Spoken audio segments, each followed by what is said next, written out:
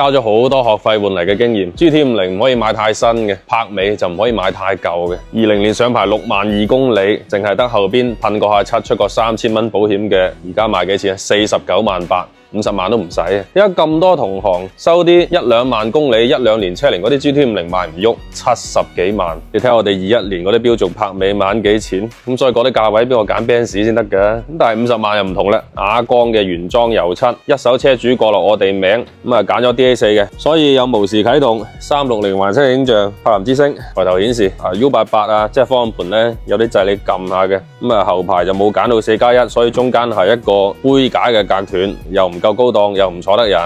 ，6萬零公里車況就個座椅側翼有好輕微嘅使用痕跡，你包括啲門皮啊，我成日講嘅呢啲咧重度磨損嘅位置咧，冇乜使用痕跡嘅部車都係，咁後邊輕輕懟過下，所以隻尾蓋咧係有噴漆嘅，但係冇鈑金喎，噴漆啫吓，咁條後槓都噴過漆。全車原版係冇換件嘅，原車主應該係買咗 Benz 嘅3A 3B 套餐嘅，即係前6次保養都係專賣店做嘅。咁啊到你手，你係知整啲嘅咧，換波箱油呢個價錢嚟到就有得傾，